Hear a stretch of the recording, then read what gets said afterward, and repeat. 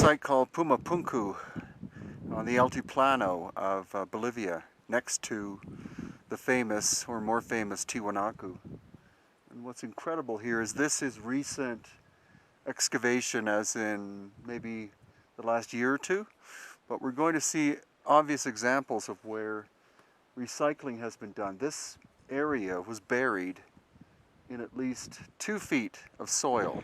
You see, what you're looking at is red sandstone that's been made into a wall.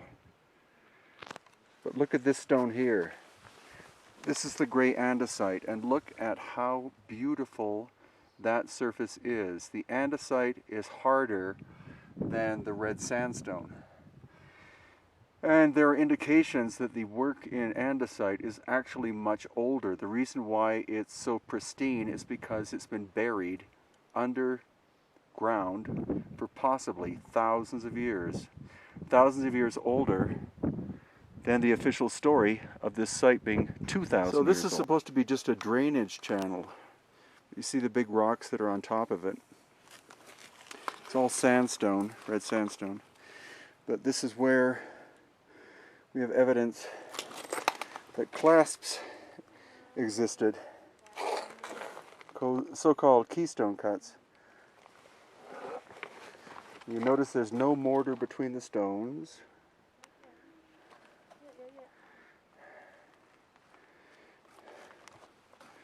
And these clasps would have been molten bronze poured here. We're at 13,000 feet in altitude. And to actually liquefy bronze at this altitude would be incredibly difficult. So this area was exposed in 2012. Most of it is red sandstone, but again here we have a beautiful piece of the andesite. Here, there, and there.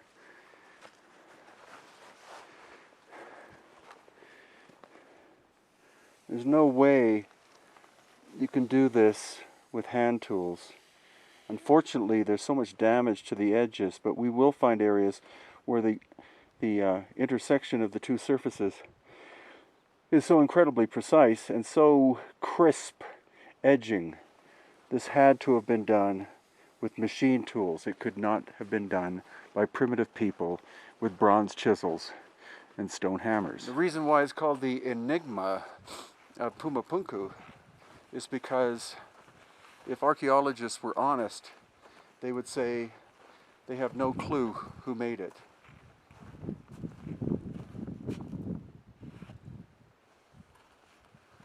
Clearly, some aspects of it, not all, but some aspects, were the work of a very technologically advanced culture, minimum 2,000 years ago, but more likely, even more so.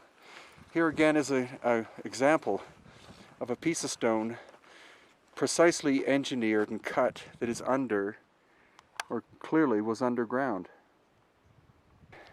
And here you're clearly looking at a recycled piece of stone. You see the fine workmanship and the angles,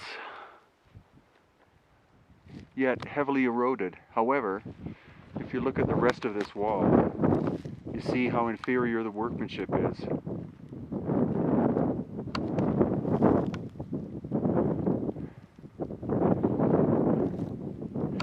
So clearly this was recycled from an older structure and made into a part of a wall, but technologically very, very sophisticated. These surfaces are so incredibly smooth, especially here.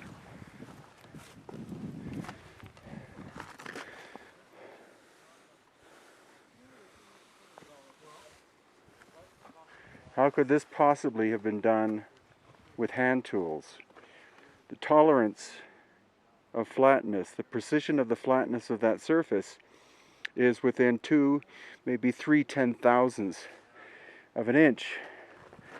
And here too, this is flatter than your tabletop. This is as flat as a sheet of glass. How could it possibly have been done by a Bronze Age culture 2,000 years ago? Most of this material, the pristine material, was buried. And so that's why it's still so beautiful.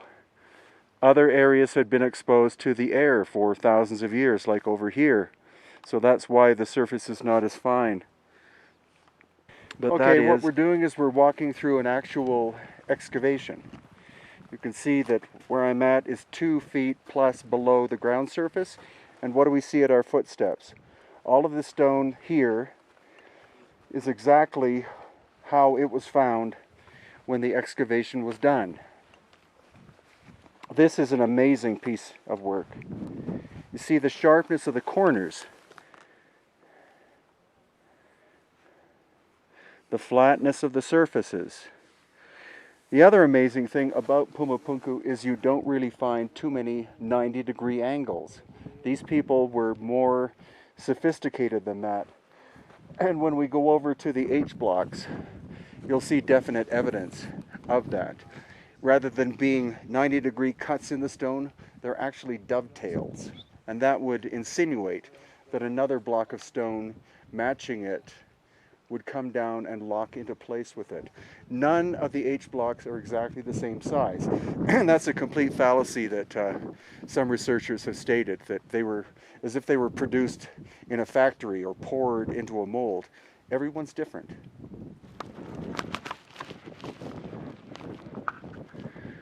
Now, another point to take into consideration is that these grooves here, you see,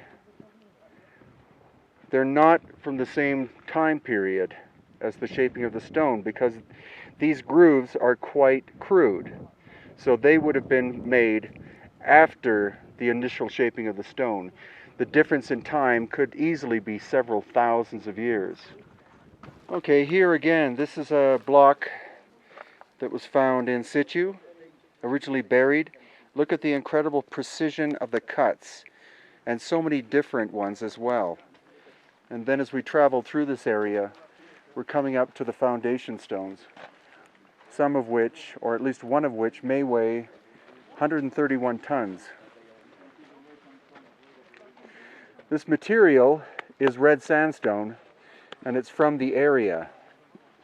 But if it's 131 tons, how was it moved from the quarry 5 to 10 kilometers away to this location, when you see the whole area here is basically treeless? They could not have used logs as rollers. So how could this material have been moved? Unfortunately, red sandstone is not as hard or durable as the gray andesite that we see.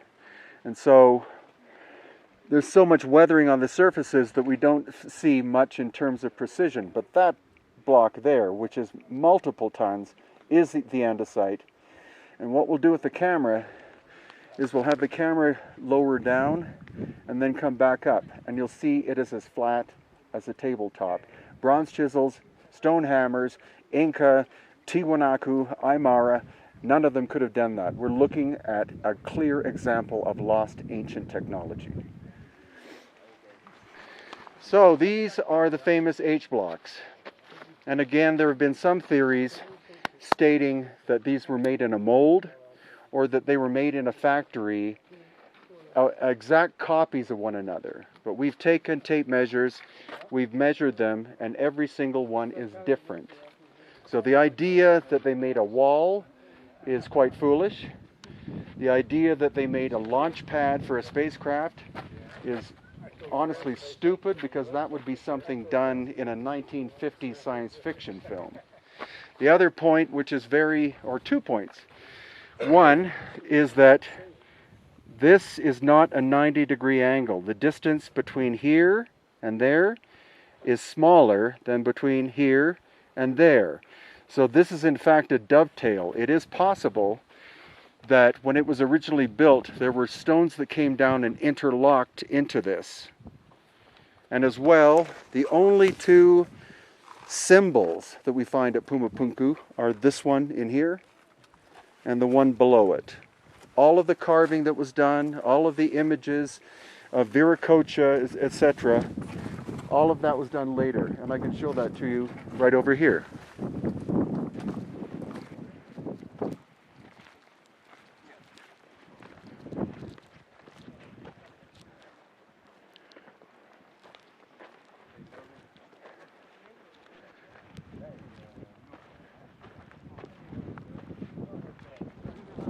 So next we're off to Tiwanaku, and there we'll see again a lot of evidence of the, I believe, Puma Punku builders, the oldest culture to occupy this area.